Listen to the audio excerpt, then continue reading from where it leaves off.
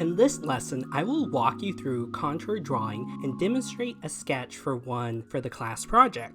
Contour line art is a method of drawing where you draw only the outline of an object without any shading. I use the contour drawing as a guide to plan out the layout and placement of furniture in a room and to help start thinking about some of those design details. To start out, I'm going to get the monoline brush since I like to draw the outline using a brush with no tapering so I get a consistent line throughout. If you're drawing with paper, you can use a fine liner pen to draw your contour sketch. Next, I'm going to pick a really light color. This is especially helpful practice if you're drawing by hand, as you'll be able to easily draw over it without it showing through. To start my floor plan, I'm going to focus on drawing the walls and creating a rectangular shape similar to my personal room. Feel free to alter your shape to fit the space you want to depict, and remember you can always start out with a simple rectangle and then make adjustments to it as you go. One reason I love drawing in Procreate is that after you draw a line, you can hold at the end point to straighten out the line, and you can click edit shape to make adjustments to the line. Along with drawing the walls, I like to draw any windows and doors. This is very important as it will help you situate all your interior items around those elements. For example, you wouldn't want to draw a chair in front of a door.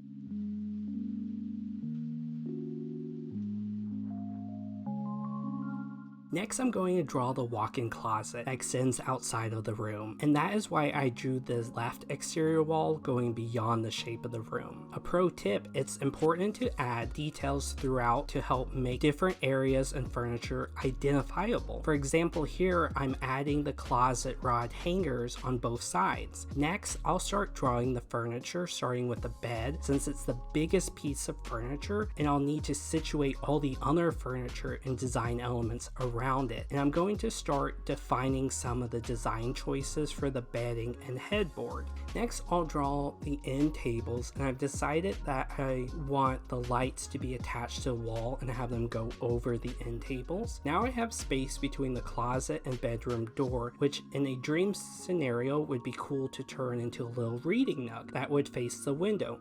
So I'm going to draw out my nook and add a bookshelf on the other side. And then I'm going to add some details including a pillow and blanket, and we'll add some books to the bookshelf. Adding details isn't just a great opportunity to design elements of a space, but also brings personality to your floor plan sketch, which is helpful when you want to use your illustration to sell your design ideas or sell potential residents on how they can make the space their home. Next, I'm going to add an area rug under the bed.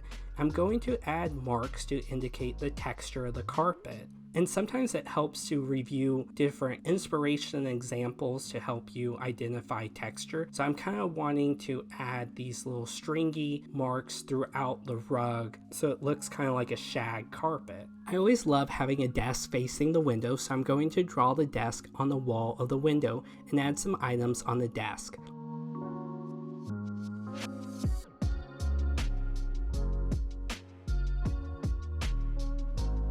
Last thing I'm going to add is a dresser with a TV, and then I'm going to rename this layer Contour. During this lesson, I walked you through my thinking process behind creating a line drawing of the layout of my floor plan, which started with defining the external structure and then thinking through ideas for furniture and ending with adding some preliminary design details. And we discussed how defining those design details help elevate your floor plan illustration, which helps viewers better envision the space you're creating.